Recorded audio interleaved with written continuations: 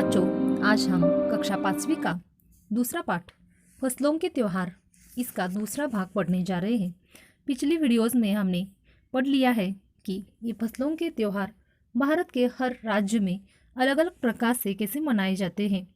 आगे का भाग हम आज पढ़ने जा रहे हैं। देखो बच्चों, फसलों के त्योहार यानी मकर संक्रांति का जो त्योहार है वो अलग अलग राज्यों में कैसे मनाया जाता है उसी के बारे में इस पाठ में दिया गया है। आगे देखो, स्त्री पुरुष दोनों ही ढोल मंजीरे लेकर रात भर नाचते गाते हैं। चारों ओर फैली हुई छोटी छोटी घाटियां, लंबे लंबे साल के वृक्षों का जंगल और वही आसपास बसे छोटे छोटे गांव, लिपे पुते करने से बुहारे और सजाए गए घर। अपने घरों के सामने लोग एक पंक्ति में कमर में बाहें डालकर नृत्य करते हैं। अगले दिन वे नृत्य करते हुए घर घर जाते हैं और फूलों के पौधे लगाते हैं। घर घर से चंदा मांगने की भी प्रथा है, पर चंदे में मालूम है क्या मांगते हैं? मुर्गा, चावल या मिश्री। फिर चलता है खाने पीने और खेलों का दौर। तीसरे दिन जाकर पूजा होती है, जिसके बाद लोग अपने कानों में सरई का फूल पहनते हैं। देखो बच्चों, अलग अलग भारत में अलग अलग राज्यों में अलग अलग प्रकार से मकर संक्रांति का त्योहार मनाया जाता है। यानी फसलों का जो त्योहार होता है वो अलग अलग तरीके से मनाया जाता है। उसी तरह जो आदिवासी लोग हैं वो अलग प्रकार के मनाते हैं। महाराष्ट्रियन अलग, दूसरे राज्यों में अलग अलग प्रकार से ये त्योहार मनाया जाता है। यहाँ पर आदिवासी लोग यानी संताल और ओराव जाति के जो लोग हैं वो किस प्रकार ये त्योहार मनाते हैं इसके बारे में दिया है। देखो, चारों ओर फैली हुई जो घाटियाँ होती है, घाटियाँ यानी जो पर्वत का ऊंचाई का भाग होता है उसे घाटियाँ बोलते हैं, घाट। और लंबे लंबे साल के वृक्ष जंगल में बहुत सारे ये पाए जाते हैं। आदिवासी लोग ज़्यादा से ज़्यादा कहाँ होते हैं? जंगल में होते हैं, जंगल के आसपास रहते हैं। तो वहाँ पर ये लोग अपना जो त्योहार है कैसे मनाते हैं? देखो, छोटे छोटे गाँव में वो रहते हैं। लिपे पुते करीने से बुहारे और सजाए घर, यानी जो मिट्टी का घर होता है उसे मिट्टी से ही संवारा जाता है उस घर को, और उस घर में वो रहते हैं। और वो घर उस त्योहार में बहुत ही साफ सुथरा बनाया जाता है और नया जैसे हम रंग देते हैं उसी तरह मिट्टी से वो साफ करते हैं घर अपना, वो वैसे वो सजाया जाता है घर। और अपने घर के सामने लोग अपने कमरों में हाथ डाल के एक दूसरे के वो बाहें डाल के नृत्य करते हैं। और आपने देखा भी होगा ये नृत्य कैसा होगा, आदिवासी डांस आपने देखा होगा। वैसे ये लोग आनंद में आकर ये त्योहार मनाते हैं। देखो बच्चों, आगे अगले दिन वे नृत्य करते हैं और जो फूल होते हैं सरसों के फूल और पौधे भी लगाते हैं फूलों के। कितना अच्छा है। देखो, ये आदिवासी लोग, इनसे हमें कुछ सीखने लायक बहुत कुछ है। इस त्योहार पर वो फूलों के पौधे लगाते हैं। घर घर में चंदा मांगते हैं। चंदा मांगना यानी जो देनगी मांगने के लिए आते हैं ना, वैसे ही चंदा मांगा जाता है दूसरों के घर में जाकर। और चंदे में वो पैसे नहीं मांगते हैं, चंदे में वो मुर्गा, चावल या मिश्री है जो खड़ी साकर होती है, जमाई हुई चीनी जो होती है उसे मिश्री कहते हैं। तो ऐसा चंदा वो मांगते हैं, पैसे नहीं मांगते हैं। वो चंदा के लिए वो चंदा में मुर्गा, चावल या मिश्री मांगते हैं दूसरों से। फिर वो खाने पीने, खेलते हैं, खाते पीते हैं और तीसरे दिन जाकर पूजा करते हैं। उसके बाद कानों में सरसों के फूल, जो सरई के फूल जो होते हैं वो सरई के फूल पहनते हैं, यानी वो पवित्र माना जाता है उनके यहाँ। इस दिन वो फूल हर एक कानों में पहनते हैं। आगे देखो, इसी दिन में वसंत ऋतु की शुरुआत मानी जाती है। धान की भी पूजा होती है। पूजा किया हुआ आशीर्वादी धान अगली फसल में बोया जाता है। देखो बच्चों, वसंत ऋतु की शुरुआत यानी यही त्योहार माना जाता है। इस त्योहार से वसंत ऋतु की शुरुआत होती है। धान की भी पूजा की जाती है और जो पूजा किया हुआ धान होता है वही धान अगली फसल यानी दूसरे साल बोने के लिए, खेती में बोने के लिए वही फसल रखी जाती है अच्छी तरह से संभाल कर, ताकि आगे का धान भी बहुत अच्छी तरह से आ जाए। इसीलिए वो पूजा करके अच्छी तरह से रखा जाता है। फसल जो आती है नई, वो वैसे ही रखी जाती है अगले साल के लिए। देखो बच्चों, आगे तमिलनाडु में मकर संक्रांति या फसलों से जुड़ा त्योहार पोंगल के रूप में मनाया जाता है। इस दिन खरीफ और फसलें, चावल, अरहर, मसूर आदि कटकर घरों में पहुंचती है और लोग नए धान कूटकर चावल निकालते हैं। हर घर में मिट्टी का नया मटका लाया जाता है जिसमें नए चावल, दूध और गुड़ डालकर उसे पकाने के लिए धूप में रख देते हैं। हल्दी शुभ मानी जाती है, इसलिए साबुत हल्दी को मटके के मुंह के चारों ओर बांध देते हैं। यह मटका दिन में 10:30-12 बजे तक धूप में रखा जाता है। जैसे ही धूप में उफान आता है और दूध चावल मटके से बाहर गिरने लगता है तो पोंगल पोंगल पोंगल पोंगल ऐसे स्वरों में वो गाते हैं और ऐसे स्वर सुनाई देते हैं। देखो बच्चों, हर राज्य की अलग अलग वो मकर संक्रांति का त्योहार अलग अलग रीत से मनाते हैं। उसी तरह तमिलनाडु में मकर संक्रांति को फसलों से जुड़ा त्योहार यानी पोंगल के रूप में मनाते हैं। पोंगल के रूप में कैसे वो मनाते हैं वो यहाँ पर दिया है। तमिलनाडु में मकर संक्रांति पोंगल के रूप में मनाई जाती है। तो कैसे मनाई जाती है, देखो यहाँ पर इस दिन खरीफ की फसलें यानी खरीफ जो हंगाम होता है हमारी खेती में, खरीफ हंगाम, रब्बी हंगाम ऐसे होते हैं। उसमें से खरीफ जो पीक होते हैं, चावल, अरहर यानी जो कबूतरी वाटाना होता है, बड़ा वाटाना, उसे अरहर कहा जाता है। वो एक साथ समूह करके, मसूर, वो एक साथ समूह करके उसे घर में लाया जाता है और लोग नए धान को कूट कर यानी जो चावल होता है उसमें से चावल निकालते हैं। जो नया देखो बच्चों, यहाँ पर जो चावल होता है वो नया जो धान आता है खेती में से वो भी यहाँ पर निकाला जाता है। हर घर में मिट्टी का एक नया मटका लाया जाता है, जैसे कि दशहरे में हमारे घर में होता है। हर एक घर में मिट्टी का पात्र लेकर उसके नीचे अलग अलग अनाज रखते हैं और उसकी पूजा भी की जाती है 9 दिनों तक। वैसे ही किया जाता है। देखो, एक मटका लाया जाता है जिसमें नए चावल, दूध और गुड़ डालकर वो धूप में रखा जाता है उस मटके में। और हल्दी शुभ मानी जाती है, इसलिए साबुत हल्दी को मटके के मुंह के चारों ओर बांधते हैं, यानी हल्दी में भिगोते हैं कपड़ा और उसके मुंह में जोर से बांध देते हैं। यह मटका दिन में 10:30-12 बजे धूप में रखते हैं और जैसे ही उस दूध में उफान आ जाए, दूध चावल मटके से बाहर निकल आए, वैसे वैसे जैसे ही वो मटके से बाहर निकलता है वैसे पोंगल पोंगल ऐसे ही चिल्लाते चिल्लाते एक गाना बोलते बोलते वो उसके आगे पीछे दौड़ते हैं या गाना गाते हुए घूमते हैं, यानी खिचड़ी में उफान आ गया ऐसे बोलते हैं। देखो किस अलग प्रकार से तमिलनाडु में इस मकर संक्रांति का त्योहार मनाते हैं। देखो बच्चों, आगे दूसरी ओर गुजरात में पतंगों के बिना तो मकर संक्रांति का जश्न अधूरा ही रह जाता है।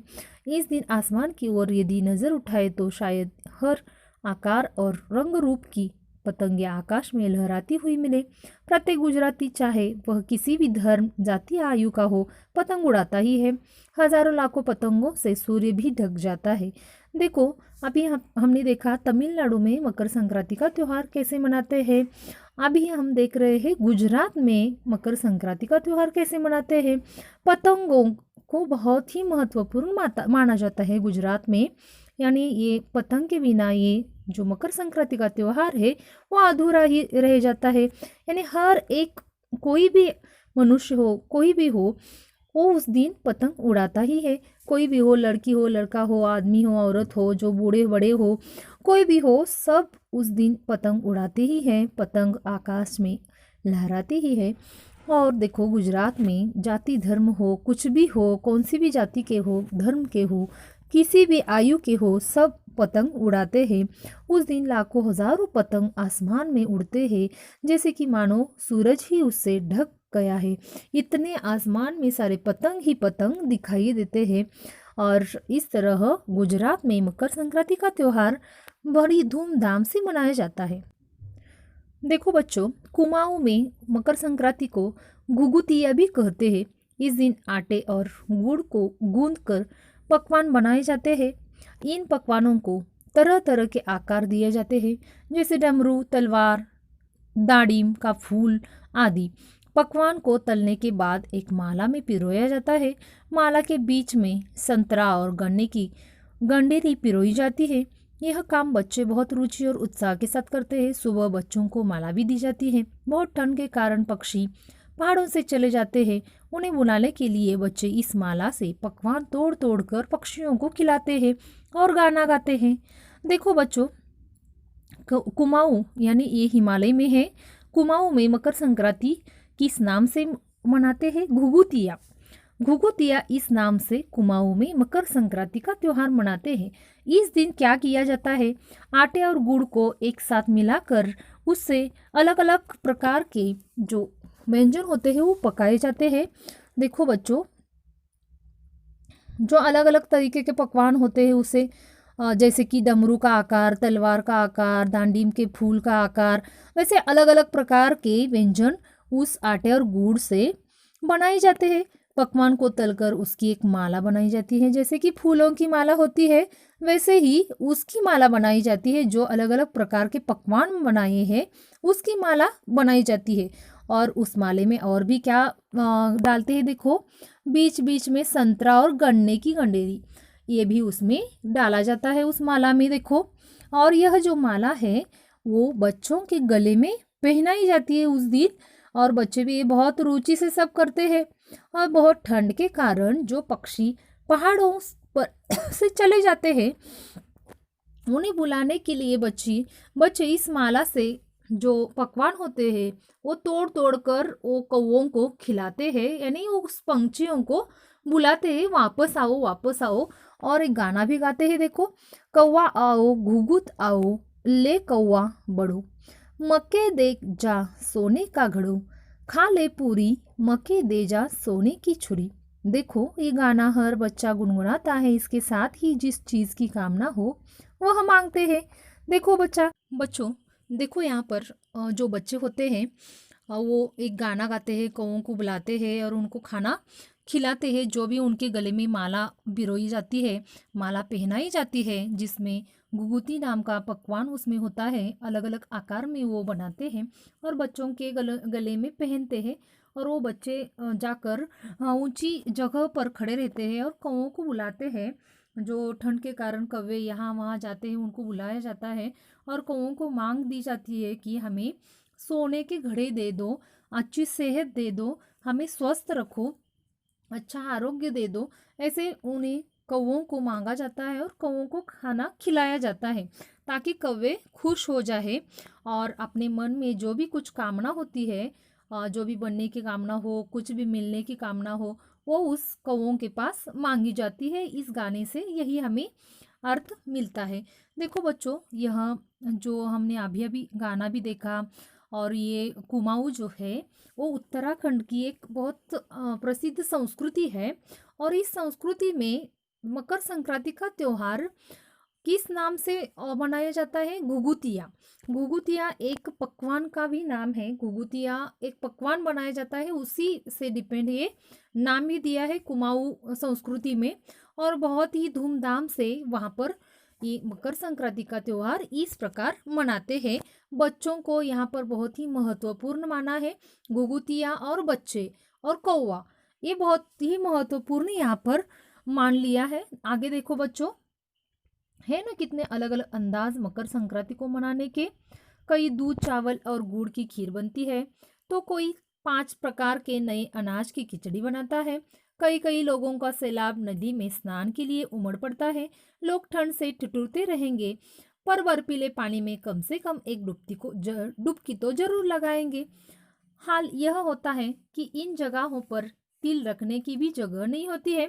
तिल से याद आया, मकर संक्रांति के दिन पानी में तिल डालकर स्नान करना, तिल दान करना, आग में तिल डालना, तिल के पकवान बनाना विशेष महत्व रखता है।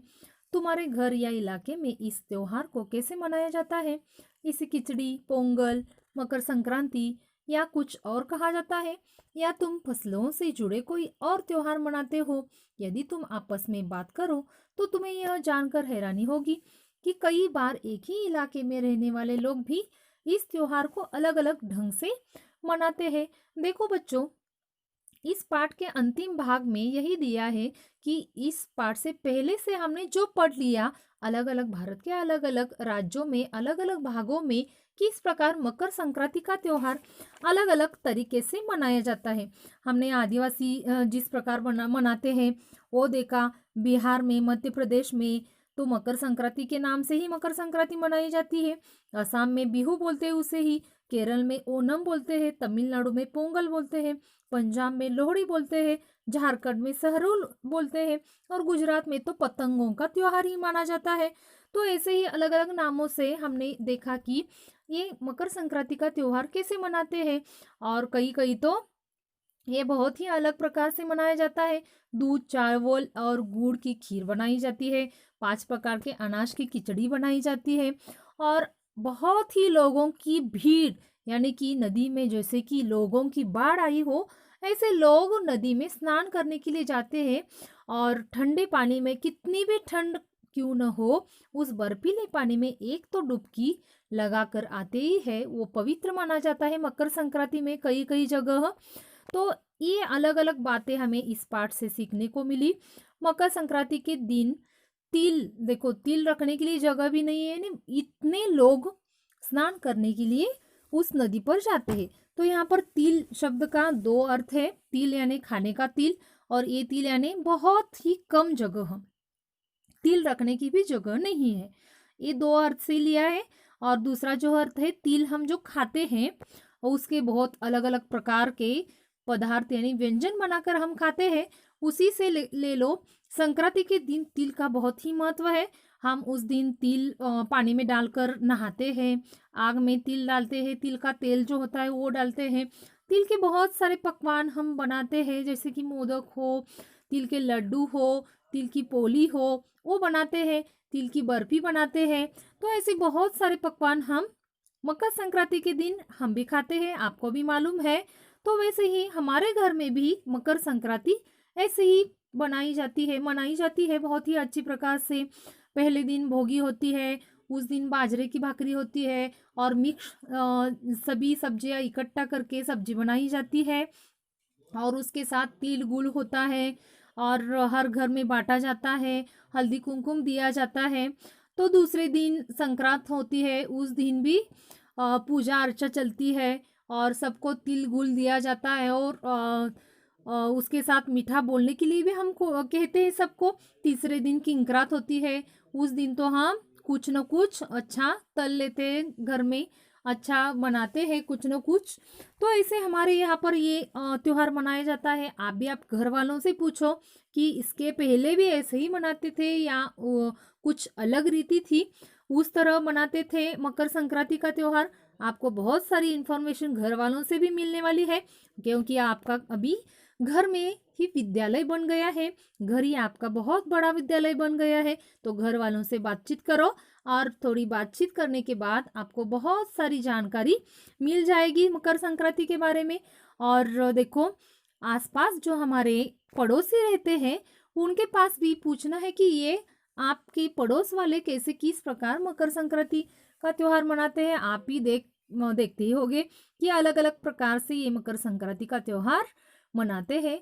तो बच्चों, ये बहुत ही अच्छा पाठ था, इससे हमें बहुत ही जानकारी मिली। अलग अलग प्रकार के जो मकर संक्रांति यानी फसलों के त्योहार जो है, मकर संक्रांति फसल का त्योहार उसे ही माना जाता है, मकर संक्रांति को ही फसलों का त्योहार माना जाता है। लेकिन देखो बच्चों, अलग अलग नामों से इसे माना जाता है। और देखो बच्चों, यहाँ तक आपको समझ में आ चुका होगा ये पाठ। आपको पठन करना है और इसके साथ इसमें से क्वेश्चन आंसर जो है मैं वो भेज रही हूँ। इसमें से संयुक्ताक्षर व अनुस्वार अनुनासिक शब्द आपको लिखने हैं। Okay, thank you. और इसके साथ साथ आपको इस वीडियो को सब्सक्राइब भी करना है। ओके।